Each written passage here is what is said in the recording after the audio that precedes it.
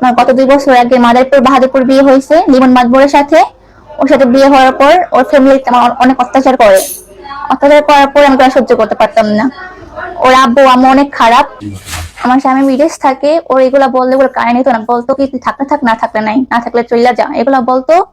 পরে ওর আব্বু আম্মু আমাকে অনেক অত্যাচার করতো, সবসময় বলতো এটা কর ওইটা কর, না করলে বকা দিত, আবার বলতো কথা কথা খোটা দিত, বাবার বাড়ি থেকে কি আনছো, কিছু টানো নাই, এগুলা বলতো। ওর আগে যে বিয়ে হয়েছে এটা আমি জানতাম না। ওইখানে আমাকে দেখতে আসতো, সবাই আমাকে বলতো কি তোমার কয়টা ছেলের বউ। ওরা আমি কত জিজ্ঞাসা করতাম তোমার থেকে 2টা ছেলের বউ কেন বলতেছে, ওরা বলতো না। পরে ওরা এলাকার মানুষ বলছে যে 2টা বিয়ে করছে।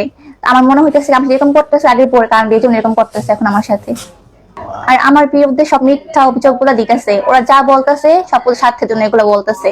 এগুলো সব মিথ্যা কথা, ওদের টাকা স্বর্ণ এগুলো কিছুই আনি নাই। আমি খালি পাওয়া বাসার থেকে আসছি, ওর আম্মু 9টা বাজে বের করে দিয়েছে আমাকে বাসার থেকে।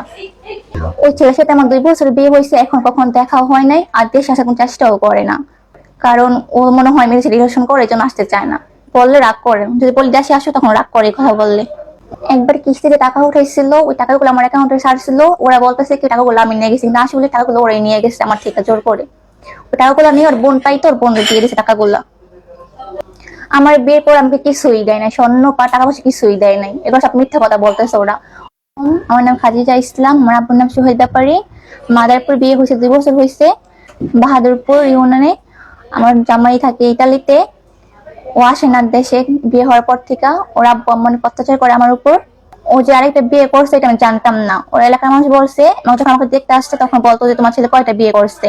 তখন আমি জিজ্ঞাসা করছি কি কথা কেন বলে, ওরা বলতেছে কি তোমার ছেলে 2টা বিয়ে করছে। এটা জানতাম না, পর এটা আমি জানতাম না, পরে জানছি কথা আমরা। এখন আমার মনে হইতেছে এই জন্য এরকমই করতেছে, ওর আগের বউটা আনবে ওরা। এই জন্য আমার সাথে ওরা মিথ্যা এগুলো সবকিছু বলতেছে আমার নামে।